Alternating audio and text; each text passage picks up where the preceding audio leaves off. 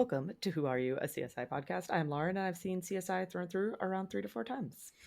And my name is Nick, and this is my first time experiencing these episodes. And today we are reviewing Season 3, Episode 10, High and Low. Original air date is December 12th, 2002. Director is Richard J. Lewis. Writers are Anthony Zeiker, Eli Talbert, and Noreen Shankar. And we begin, the way we begin many of episodes, with shots of the Vegas Strip. So, Nick, what is our Vegas score for today's episode? I have a momentary onset of panic because I realized I never actually added them up, but I do. Oh, no. But I did because I've started adding them up as I go. So the total is 42. Another like almost off to a fast start. Yeah. And then Tapered up, which really is giving me confidence in where we set the ceiling. Yeah. You know what I mean? Yeah.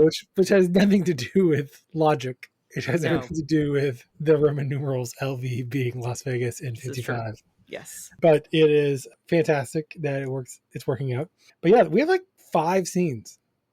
Yeah. In this opening scene. It was 4 scenes over 9 seconds last week, and it's 5 scenes over 10 seconds this week. Okay. So I mean, we're on an upward trajectory. We'll see where it goes. But then it peters out. At the very end of the episode, again. Yeah, we just kind of... They really front load this, and I don't know why that is, but I wonder if there's a reason for it. I don't know. I did not research that. But we go from shots of the Vegas Strip to a pair of teenagers rollerblading, and then we hear a bump, and then a body bloops.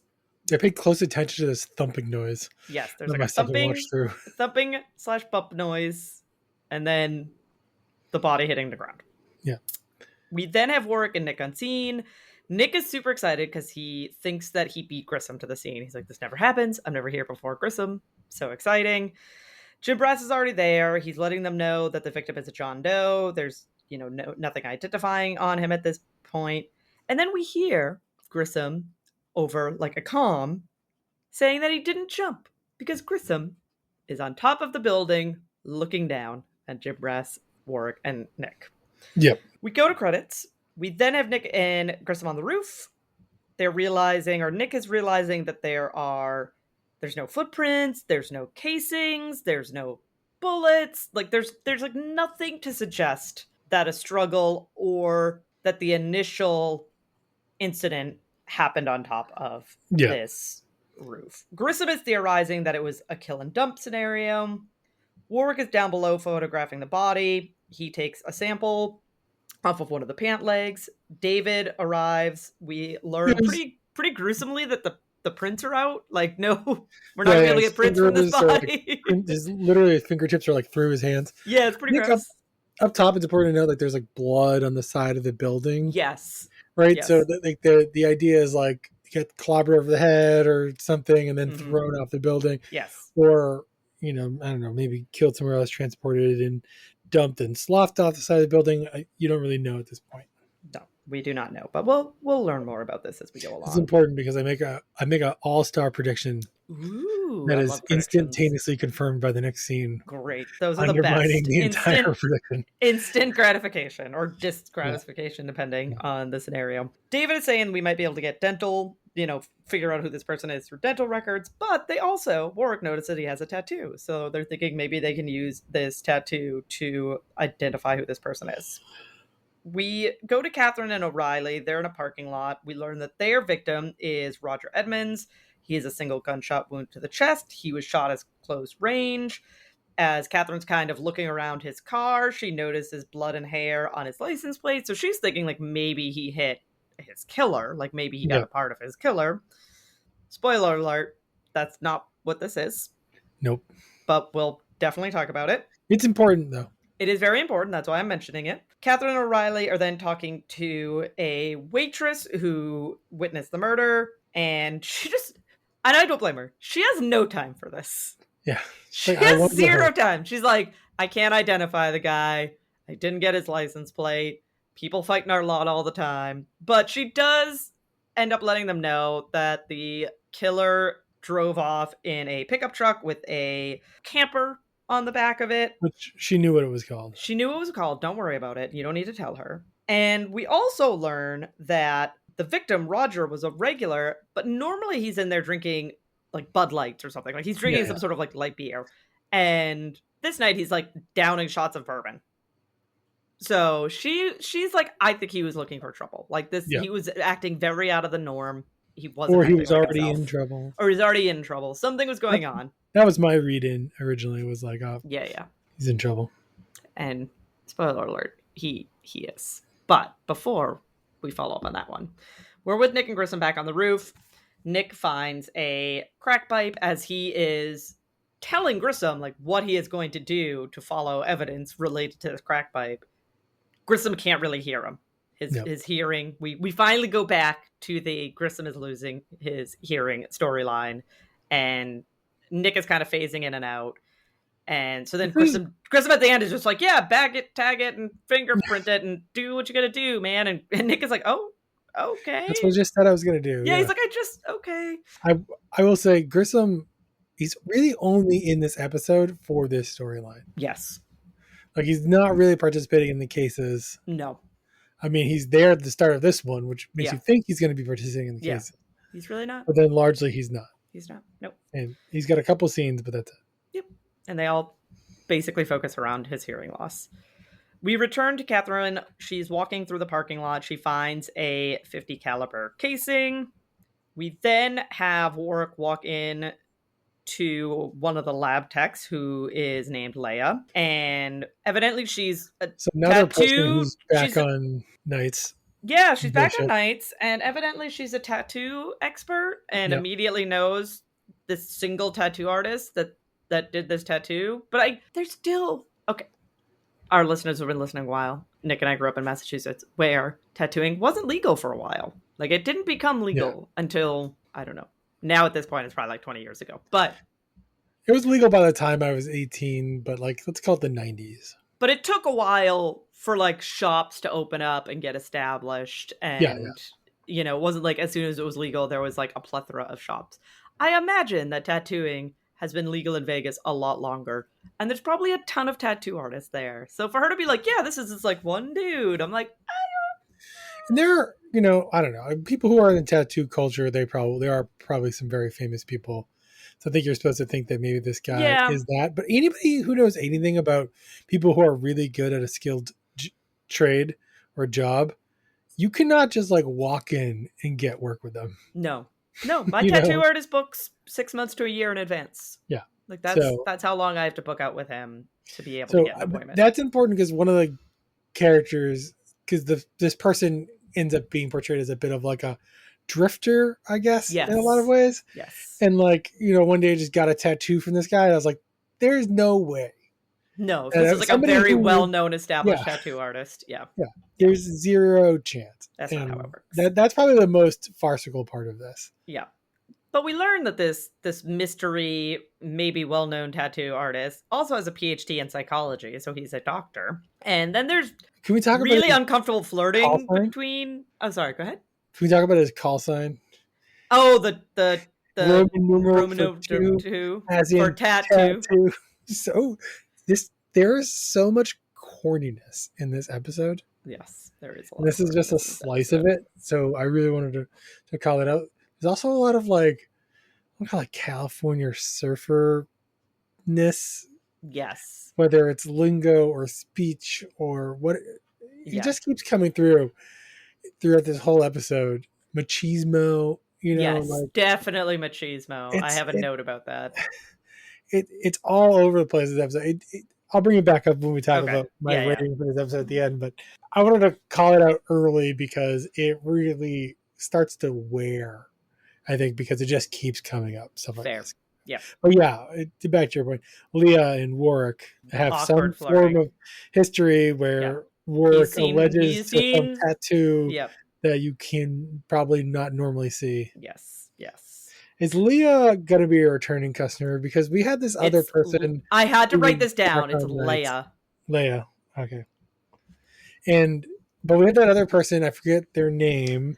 I think she might show up in. Who I know we looked and saw is in like a bunch of episodes. Yeah. I'm going to go look right now because I meant to do this. I feel. No, she's only in 3 episodes. I was going to say, I think she's in a handful of episodes, but she's not in. She's only in 3 episodes of. I do CSI. have a later spot the guest star, but I do too. it might be the same person. It might be. We'll find out. It would be interesting if they're from the same thing. Okay. We'll see. Okay. It's a mystery. Boop, boop, boop. So this brings Nick and Warwick to a tattoo shop. They ask for the quote unquote doctor. We learn through the tattoo artist that the victim is Jimmy Maurer and that the tattoo that he got from the doctor is a tattoo of Icarus, which is a figure in Greek mythology who tried to fly, like made himself wings, tried to fly, got too close to the sun, the wax melted, and he tumbled to his death. So kind of like a representation of like hubris. Like you think you could do more than you can do, and you pushed too far in what you were trying to do. There's an irony to the Icarus story, both in the real world, but also it's portrayed well later on in this episode, which is that as you travel from Earth and start getting closer and closer to the sun, it does not, in fact, get hot.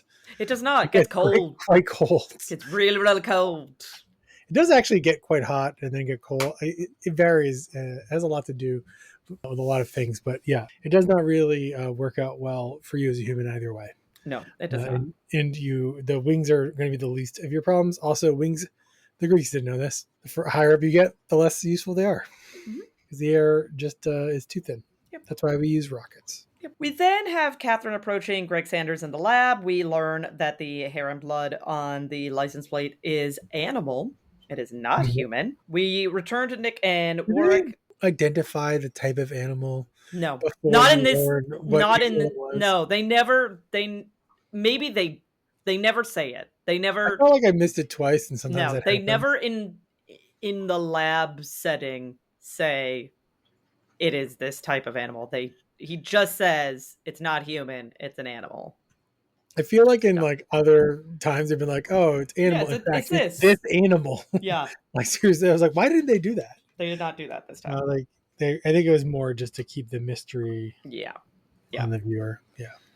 So we have Nick and Warwick entering the morgue with Doc Robbins. I had to note this. I noticed it on the first time, and then when I was watching it the second time, I was like, "Oh yeah, they do this really fun full circular shot around the table, like this spinning shot around the table, which I thought was really fun. It has nothing to do with the storyline. I just was like, oh, that's a fun shot. But we learn that our victim, Jimmy, died of suffocation, not a bullet as they were, or some sort of like blunt force trauma as they were initially thinking, because he's like missing a big chunk of his skull. So at this point is when I made my amazing prediction. Okay, what is your amazing prediction? Let's hear it. I'll read it as I wrote it down. Okay.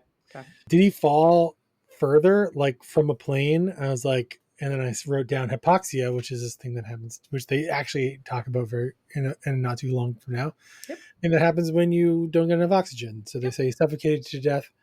The atmosphere is too thin. That's why there's little baggies that drop down when you're on a plane. Yep. If your plane door ever gets opened by a maniac while you're in flight and those bags fall down, or you're on a Boeing and the door just the door flies off of it. The door stub falls off. Little science tidbit with Nick. We won't go into a full dive, but the reason why they stress that you put the mask on yourself first, is you will not realize how quickly you become delusional, disassociated, and unable to help even yourself when you don't have oxygen. Yeah. It doesn't take long. It does not take long at all. That you will, like, your child can't put the mask on yourself, but you do have quite a while before you need to get the mask on to not die. But if you just put it on yourself, you're then able to help everybody else you care about. Yeah. Whereas if you don't put it on yourself first, you may not be able to do that. So that's the thing to remember. Put it on yourself first, and then you can save all your loved ones. Yes. So listen to your flight attendants when they give you the safety instructions. So we learn, as Nick said, that it was due to hypoxia, and that hypoxia can happen in minutes when you're above an elevation of like 15,000 feet. So yeah, this scene transitions to like a walk and talk where they basically say everything I just said out loud. Yep. We go to a Jim Brass and Warwick walk and talk, and this is kind of where we learn that the victim is a bit of a drifter. Like, he only has like P.O. boxes, and he's in California and he's here and he's there. And Jim Brass is like, oh, he must have fallen out of a plane or a Thanks, Jim skydiving Brown. accident gone wrong. And Warwick is like, nope, I checked, there was no aircraft in the area at the time. And then Jim Prass tells a super random story about raining fish. Sardines, right? Sardines in Pisces, Honduras. I don't know, alluvius or something. So I just thought it was funny. And I appreciate that Jim Prass is like, okay, I know this is more of a Grissom story, but like, let me tell the story. So it was actually really hard to hear him because he's very soft as he comes back into frame to tell his story. I believe he was saying like he heard it from Grissom, like he's just no. He was in Honduras. Jim Brass was in, because at the end of the scene ends with Warwick being like, "What the hell were you doing in Honduras? Like, why are you in Honduras?"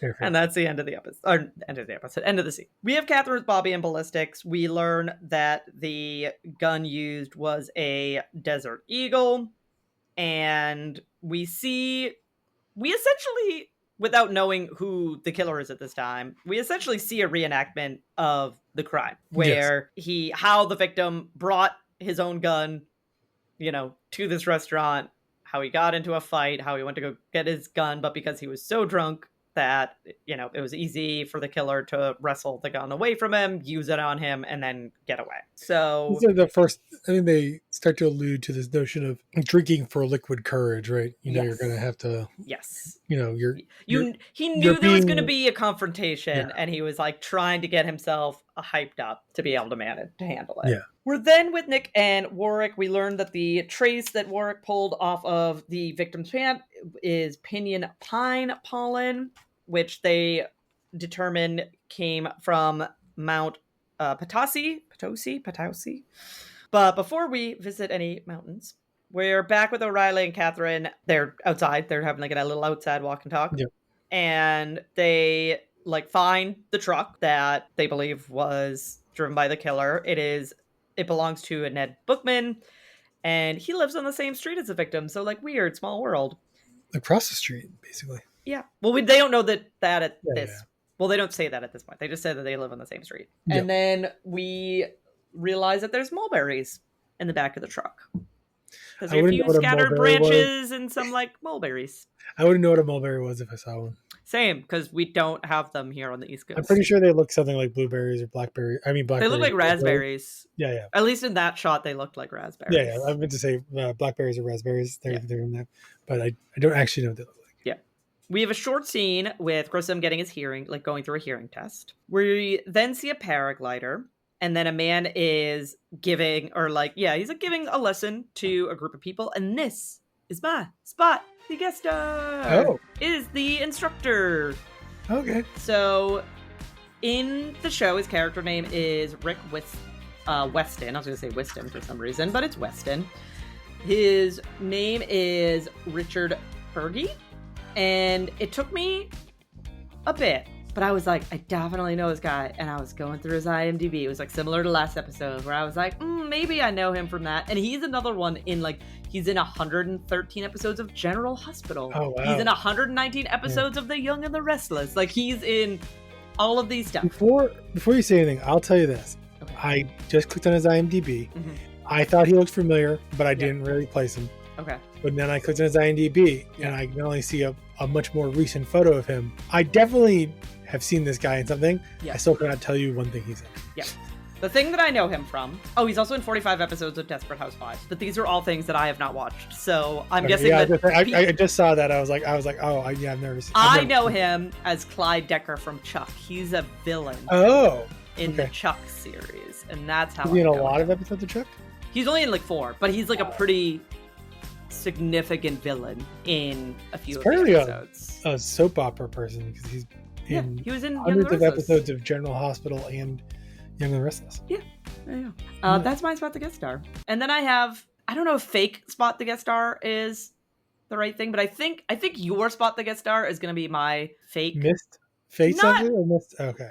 It's weird. But we'll get there. We'll get there because it's not going to be too long from now. So Warwick and Nick have a walk and talk with Rick, and we learn that Jimmy liked to grandstand. He liked to show off, and he's just describing him as just a bit of a showboat. And this is the first time that we start hearing about riding thermals to like keep you paragliding and push you up higher. You need to like hit these thermals to get like air underneath you to go up and take you out. And they can take you out. Like they can, if you hit the right one, you go high enough, it can really send you very far. These are like big birds of prey, like eagles and hawks and stuff, and they're just floating up in the air that's really what they're doing too. Yeah, they're just riding the thermals. We return to Catherine and O'Reilly. They're with the truck owner, and they're asking him, like, why didn't you report your truck stolen? And this man is very nervous. He's very uncomfortable. He's very at ease. And after some pressure, after Catherine's basically like, you're looking good for this murder. Yeah, he's like, I like you, Ned, but not in the way that you want. But not in a good way. And with this, he cracks and says that Frank Kraft stole his truck. Then he's like, borrowed. He borrowed it. It's fine. Like, he borrows it. He can borrow it. And we learned that Frank Kraft is the victim's direct neighbor. So next door to him. So before we follow that thread, we go back with Nick and Warwick. They're checking out Jimmy's car. They realize that like his own canopy is ripped to shreds. So they're like, what was he flying with? Because this is his canopy and it is like not usable. And there's also a note on the window of his car from a quote unquote T. So Nick is going to investigate that a little bit further. This brings us to Nick with a woman who says that all these paragliders and pilots always use all these lines on her. We learned that she's a photographer. She was in an earlier shot. She was, yes. Yeah. We didn't meet her character, but when they no, because it wasn't at the time. It wasn't really noteworthy. But this is another person, by the way, who looked super familiar, but I couldn't place into anything. I think I did the same thing wherein I was like, oh, maybe I know who this person is. And then when I looked through, she's credited in this episode as artsy photographer. Yeah. That is her credit. I just decided that this was a look of an actress that was probably cast a lot in the early 2000s. I can see that. You know. Yeah. So she was working with Jimmy on an art project, a photography project of hers. She lets Nick know that somebody messed with his rig. And she also lets him know that some of her shots, we can see him kind of getting into it with another guy. And we learn that this is Fred Dex. This is like another paraglider. So this is I don't want to call it fake spot the guest star. I thought maybe I knew who it was. And then I looked and I was like, I don't know who this is. Fred Dex is my spot the guest I thought he was because he's in Battlestar Galactica. Yeah. He's like in a ton of episodes of Battlestar Galactica. He's like a mid-show new character that is then like pivotal to Battlestar Galactica. He's one of like 5 undercover Cylons in the whole show. Spoiler alert. Yeah, thanks a lot, man. If you're 20 years behind on Battlestar Galactica. I am 20 years behind on Battlestar Galactica. I'm sorry if I've ruined it for you. But this is my fake spot the guest star in the sense that every time I see him, all I can think of is that he looks like a knockoff version of Dane Cook. Or Dane Cook looks like a knockoff version of him. He does look a lot like Dane Cook. And that's literally all I could think of every single time I saw him on screen. I was like, hey, Dane Cook look-alike. You're not Dane Cook, but... Michael Trucco is the actor. Michael Trucco is his actor. He also looks a little bit like Jerry Ryan, I thought. What's actually even funnier is I immediately knew who this actor was. Mm-hmm. And then I placed him at Battlestar Galactica, and then I confused his character for another character until I looked it up. And then you were like, "Oh no!" I was like, "Oh no!" I thought he was the character who was basically the same archetype earlier on the show, and then I didn't get a chance to dig it up. But I also have the Battlestar Galactica board game, which is a fantastic board game. Okay, and you can use these characters like in the board game. Okay. And I think that one of the things is I think their characters have, I don't know if his character exists, but but if it does, I think maybe I was like seeing that and confusing it because they probably have the same skill set. Okay. So it's really confusing. So and they're tiny little images that you look at on a piece of cardboard. Yeah. We swing back around to Catherine and O'Reilly. They go over to Kraft's house. We learn in their walk and talk to his house that a lot of the neighbors have complained about him, like petty theft, noise complaints, things like he's had like dozens of complaints Yeah. logged against him. He opens the door. He offhandedly threatens to punch Catherine, and O'Reilly doesn't say anything about it. So he has this like big bruise, this big like swelling on his face, and Catherine is kind of being like, "Hey, like where did you get that?" And he's like, "Oh, I mailed it in. Like, do you want one?" Like he says something that it's almost like, "Do you want me to inflict this upon you?" And O'Reilly's just standing there like, "Oh, this guy," and I'm like, "O'Reilly, say something! Like this is not okay." I think I missed that. I was like, it's a very odd exchange, but I mean, he's a real tool and a half. Oh, he is. He's like over the top. Like, yeah, he's very villainous, and yeah, Catherine is very capable of handling herself. So maybe I didn't clock it so intentionally because of that. But yeah, I just being an AFAB person, it just I think hit me a little bit more poignantly, where I was just like, oh, we're just gonna like threaten violence against a woman, and everyone's just gonna be like, well, the guy's a jerk, right? And I'm like, he is, but that doesn't mean that we should just let this behavior. I heard that's a crime in most jurisdictions. Yeah, it's not great. So don't worry, we'll follow up with Mr. Kraft here quite a bit. Nick and Work are in a paragliding store. We realize that Fred works there, and Jimmy just got hired, so there might be some competition there. Wait, was it actually a paragliding store? I don't know. Maybe it's like a sporting goods store. Yeah, okay. It's like, probably like a sporting goods store. Is there such a thing as a paragliding store? Because there could be. There could be. Like, probably not here again on the East Coast, but like on the West Coast, that could probably be a thing. It was probably more like a sporting goods or an extreme sporting sort of place. They never like give the name of the store or whatever. But they have a conversation with Fred, and we learn that he's a tool in a different way. I feel like he's not in the same way. Not the neighbor guy, the dead person. Yes. Yeah, no, I'm saying a different tool from the neighbor guy. Yeah. I'm saying like Fred is also a tool, but they're like tools of a different variety. But him in the Fred is more of a tool in the bro machismo, like oh man, yeah, like, well, I'm sure his like artsy friend, gave him a pass because like he was sticking it to her, and just like gross, immature, like frat boy nonsense. Yeah. I was like, Fred and the victim are like from the same cloth. Yes, and we'll have conversations about that a little bit later on. But he initially denies flying with Jimmy, saying he would never fly with Jimmy.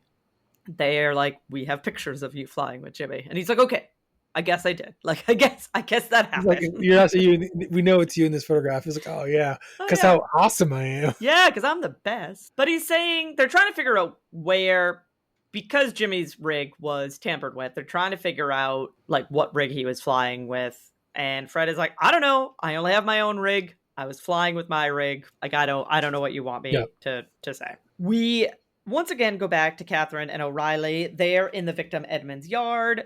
This is where Catherine pieces together that the victim probably killed Mr. Kraft's dog. Yes. And this makes me very sad. She asked about the dog to the neighbor earlier. And he asked if they had a warrant. No, the neighbor across the street. And he just said, he was always barking. Yeah, he's always barking, and he's been quiet for the last couple of days or something. Yeah. So they don't have enough to investigate Mr. Kraft's yard and try to get any evidence from there. So instead, Catherine opts to do some jigsaw puzzling on the mulberry tree. So she starts taking some branch samples. I really was blown away by the idea that you would need to do this. I agree.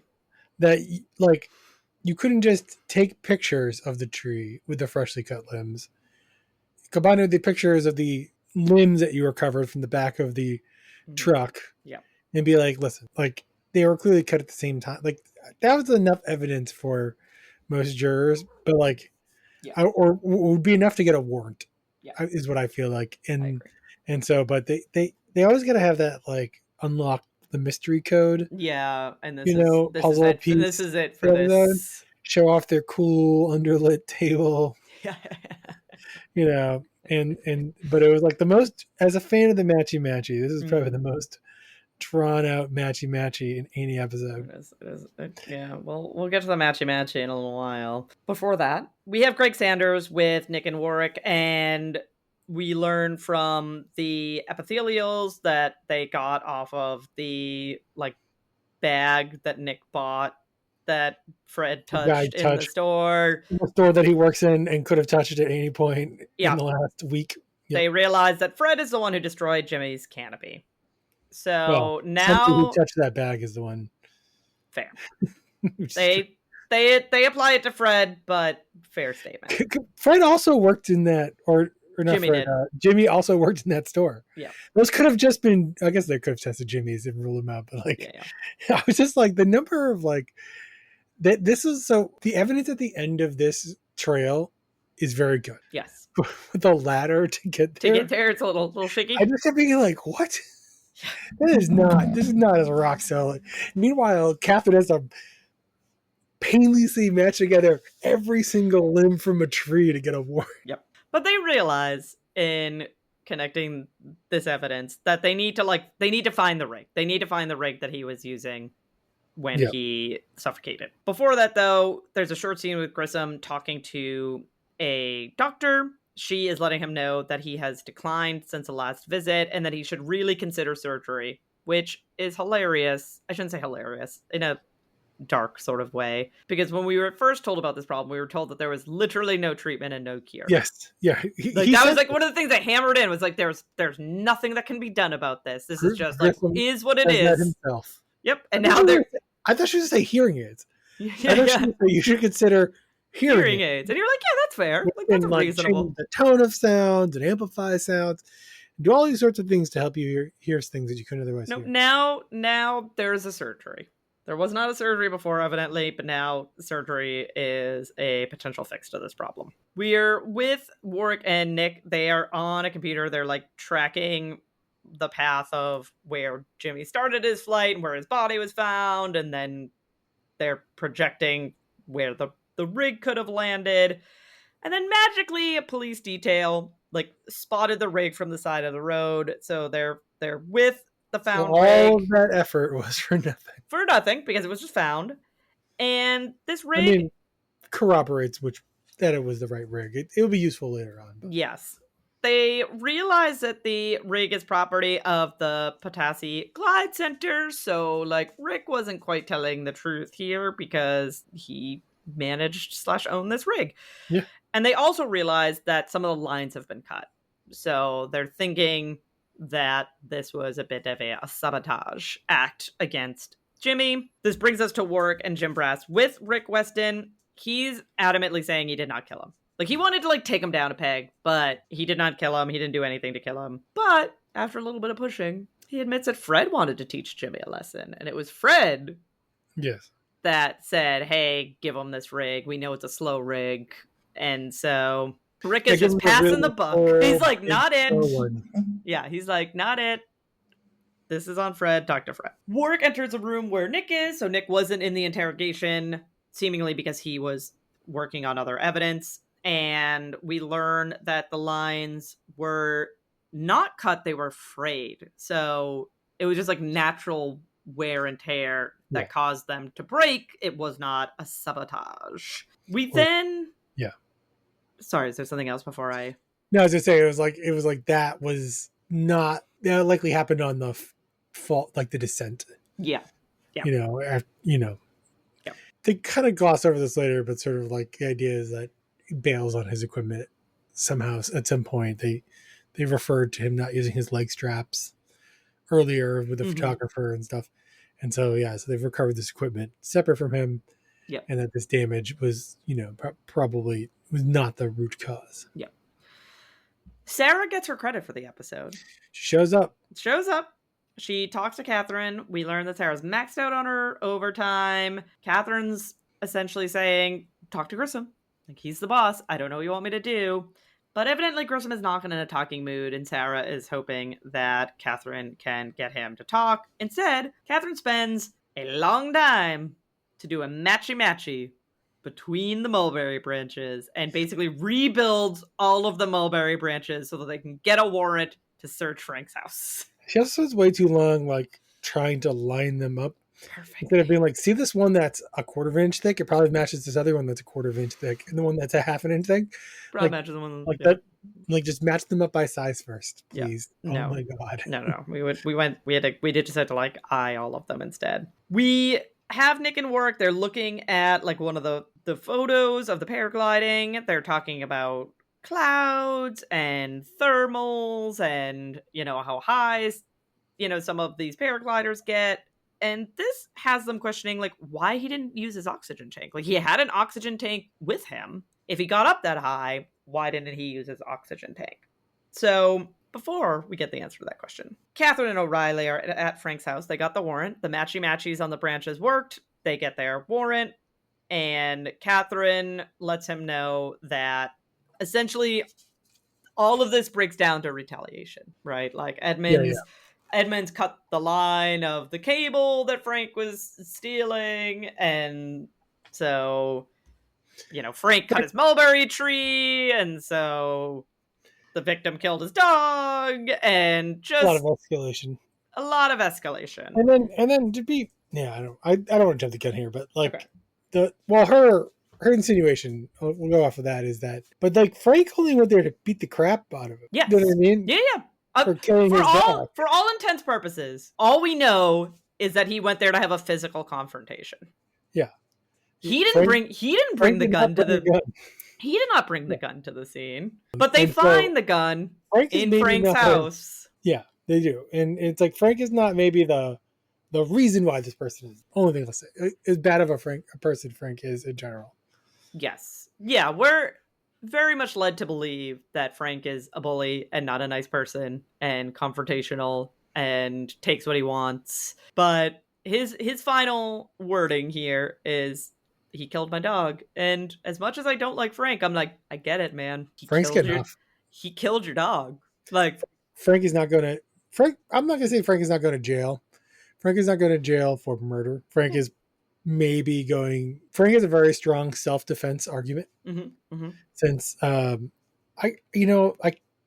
tried to get a better idea in the second watch on the reenactment scene in terms of like, but it still appears like the victim was holding the weapon when it was fired. Like it was kind of twisted back on him. I mean, they did say that, I will admit I didn't pay close enough attention to, but they did say that he was shot at very, very close range. They never tested anyone's fingers for residue or anything like that.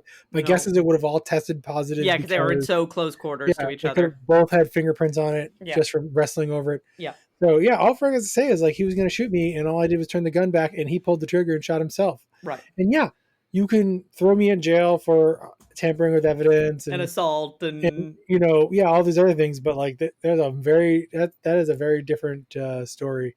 So as bad of a person as Frank is, I think that if Frank has the right defense attorney, Frank is less in the wrong here than I feel like the episode makes him out to be. Yes. Like, he's not a great person. I'm not here to defend this character, Frank, who doesn't exist. But I am here to say that it is a far cry from, like, a person, like, there are people in the world who would call somebody reasonable if they killed somebody, if they pulled what I would call the John Wick scenario, right? Where someone killed your dog. Yeah. And so you went out and killed them as a person. Yeah. But that's not even what Frank did. Frank really only intended to beat the crap out of somebody. And that somebody brought a gun to the fight. Yeah. And that somebody brought a weapon. And then we end up in like the, escalation of violence, which, as we've seen in many places in our country, whether it's a bag of Skittles or a gun, apparently the escalation of violence is a self-defense claim. Yes, it is. So that's better like for worse, I think about. That's my spiel about Frank, but I found that very unfulfilling. I agree. For as like evil, like he's so villainous, like the way he's portrayed. And then it's like, but then it's like, his last line is, "He killed my dog," and you're instantly like, I get it, man. Yeah. Like, you're a terrible human being, but I totally get it. He killed your dog. Like, if it was like if you were just like if you like ripped up a shrub in his front yard or something, like, oh, you cut my mulberry tree, so I ripped up your rose bush. Like, Frank rightfully cut off the branches of a tree hanging over his property line, which he's in the legal right to do. He is legally in the right to do. His neighbor then murdered his dog. Mm-hmm. Mm-hmm. And then let's say all that happened is Frank showed up and beat the crap out of his neighbor at the bar. Yeah. Frank would probably go cut a deal and go to jail and a few be days, maybe. Like a month or something. Yeah. And then be on parole. Yeah. That's basically what Frank set out to do. Everything else that happened is perfectly self-defense. Yeah. On Frank's part. I mean, listeners weigh in. We love when you guys like give us feedback on our on like kind of like what we think happened in an episode. We don't know. Sometimes you guys are listening to other podcasts who have maybe a little extra tea to spill. Yeah, I mean, let us know. But I think Nick and I are in agreement in that Frank is a terrible human being, but the victim killed his dog. And he went there to beat him up, and I'm generally speaking a nice human being. Yeah. And generally pretty reasonable. But if someone murdered one of my dogs, I'm not saying I would murder them back, but like you'd punch them. I could understand wanting to punch them in the face. Like, I could get that entirely. Hit them with your car now. But yeah, unlike that little kid in the last episode who, after the tussle was over, shot him point blank like his head. He, as far as we know, they never even attempt to prove that Frank did that. So no, so that's the end of the Frank. That is the end of the Frank, and sadly, we never condone the violence against the animals. So don't CSI stop killing the dogs. Oh, is this? Did I miss it? Did I miss the callback? I forget. Oh, we did the call. Nick, no. I was about to come up with the weather. It's just coming up right now. Well, you're not gonna fool me again. It's just coming out right now. Or either we just missed it. Yeah, either we just missed it, or it's in this next scene where Nick and Warwick they're with the rig. They realize that the oxygen is flowing fine, so they're like, he could get oxygen. Oh, it is in the scene. Yeah. Like what, so that's not the problem. Like oxygen is flowing fine. And then they're thinking, well, like, why didn't he think he needed it?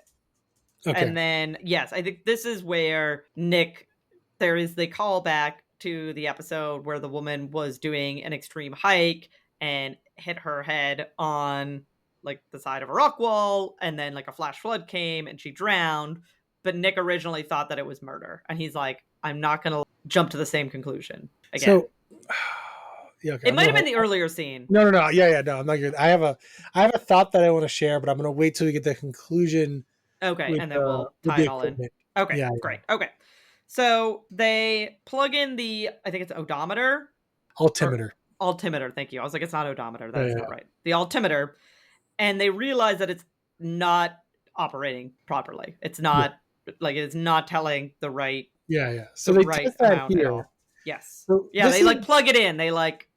This is where it gets weird. So I don't know anything about paragliding equipment. I imagine most people do. But I do know is that when you're into a hobby, yes, you can really obsess about gear and really high quality gear. Yes. So while your canopy was destroyed and you needed a new one of those.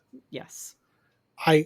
It's hard for me not to imagine that a skilled paraglider would not be able to unhook his other equipment, like his probably really fancy altimeter and personal oxygen supply tank, and use that. The only thing I can think is this sort of like competitive raciness. Yeah. Too much extra time. Yeah, to get it all together. At which point it's almost like extra diabolical, the level of sabotage going on here. And so I'm choosing to admit that, because if that's not true, then this episode is even worse than I think. Oh man, okay, we're almost there. We're almost at the end, so we'll get to thoughts in just a moment. Before then, we're with Jim Brass, Nick, and Warwick. They're with Fred in interrogation. They're like, hey, you decalibrated his tool. Like the reason he didn't know that he needed oxygen was because the altimeter was saying he was only at like 1,000 feet when he was actually at like 6,000 feet or whatever. They said it was only off by a couple thousand feet, which is enough to matter and enough to not maybe be 100% aware of. Yeah. I also imagine these things have alarms, audible alarms, I would hope so. and that you use those audible alarms to Yeah. train yourself to know To like, oh, I'm hearing where that you're at. alarm. I need to like take oxygen and lower down. And so instead of like going, it's not like it hit 10,000 feet and stopped. It would have just gone up a little bit slower as you Yeah. go. Yeah. So the pacing would have still felt right as well to a person. So like all of that part is very believable. I'm just not entirely sure why he was using his own. That's fair. That's fair. Yeah. I feel like that's the kind of thing you carabiner on and off your equipment. Yeah, I agree. That makes total sense to me. We sort of wrap up this interrogation with a deconstruction of Fred's tattoo, which is of the three Furies. Yes. And that is what drives him, is this like jealousy and anger. I really hope that tattoo is not from an actual famous tattoo artist, because it doesn't look good. I cannot tell you for the life of me how Warwick knows what that tattoo is a tattoo. I don't know. It's not a great tattoo. It looks like the Venom mask from the Venom movies. That's good. It's just black nothingness. That is a good description. So that's the end of that story. Well, yeah, I mean, it is the end of that storyline, but it's not the end of the episode. We have a few more scenes. We have Catherine and Warwick. They're in the locker room. Catherine's saying that, he and Nick did a good job. Then we have Warwick in his office, Grissom in his office. Catherine enters, and they're talking about how, fences make great neighbors. And Catherine says, well, then you would make a great neighbor, aka you keep your walls up and you keep your fences high and you're very shut off. He doesn't dispute this. She goes to see what he's looking at. He is looking at something to do with his hearing loss, like his condition and maybe possibly the surgery, but he like clicks a button and so like a bug page pops up, and so she thinks that he's looking at bugs. OG alt tabber. Yep. Grissom. Like, you're looking at porn. Yep. Your roommate walks in, you got to alt tab away. Yep. Nope, I was reading the news. Yep. Yeah. So he just tells her it's an ongoing case. She sees bugs. She's like, that flies, and so she leaves. And then we end the episode with Nick paragliding. He learned darn fast how to paraglide. I don't feel like this is a thing that if you've never done before, I don't think you're allowed to I don't think you take like a 10-minute crash course and then you're allowed to paraglide. No. Like that does not seem legit. I mean, I don't know if they have the same kind of like strap people together thing that they have for it didn't look like Nick had anyone with him. Well, he wasn't doing that, for sure, but yeah, I was like, I don't know, maybe he's got a little paragliding in his background. Maybe, but that is the end of our episode. So, Nick, I have a feeling I kind of know what you're going to say, but what are your thoughts on today's episode? I didn't like it, and I was hard to rewatch. The stuff that bothered me the first time bothered me the second time even more, and this is like my transportation episode.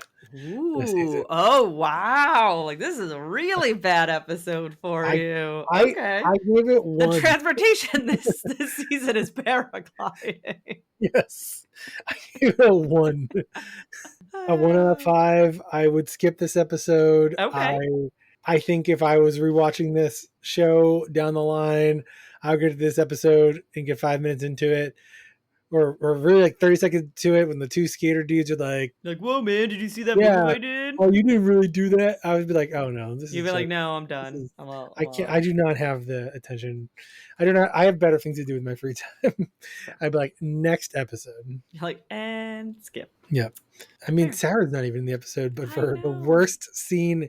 I know. And like, why is like Catherine telling her she's tired and to get, I don't know. You can tell her not to go to work, but don't tell her like go home and go to bed. Right.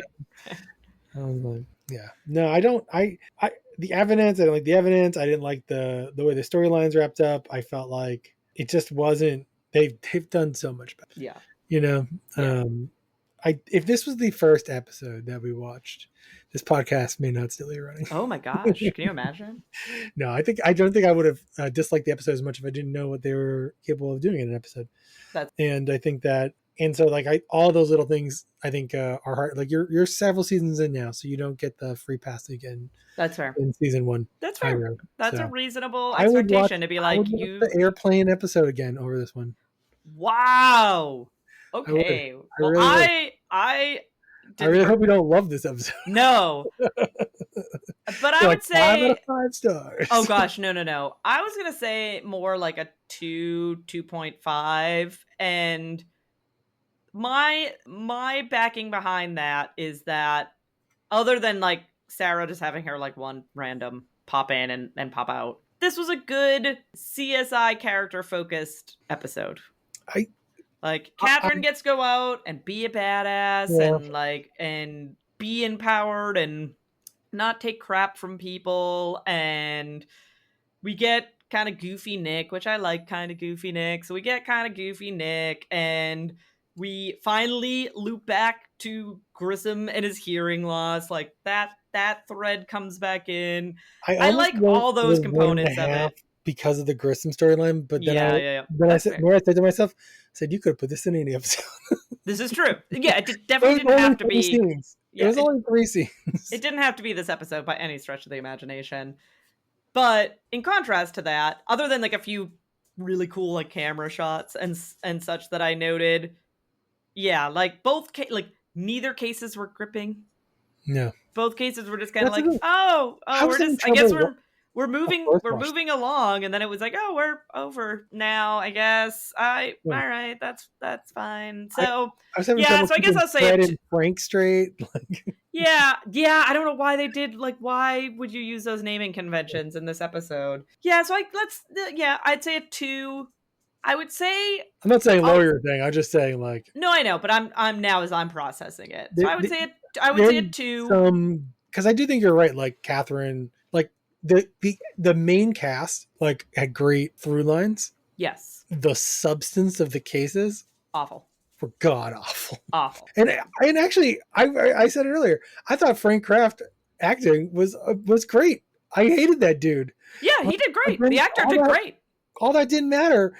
That just made it so much worse when we got to the end. And I was like, wait, so he really just killed this guy in self-defense because a guy murdered his dog? Yeah, you're like, I don't want to sympathize with Frank, and you're making me sympathize with Frank. That's not what I wanted. Like, and he could have had the same thing where he beat the guy up and then took the gun out of his car. Like the guy couldn't do it, and then he beat him up, and then Frank shot, and then Frank would have just been a murderous a-hole, and I would have been fine with it. Yeah. Like that would have probably got you to a 2. Just that one change. Just that one change, yeah. But instead, they were like, oh yeah, this guy that you really, really don't like, you kind of empathize with him because the victim killed his dog, so... Yeah. Yeah. I did realize, though, when I gave this a 1, because we didn't rate 1 to 5 the first season. We did not. I was like, I have to figure out if my scale goes... I've decided the scale goes 0 to 5.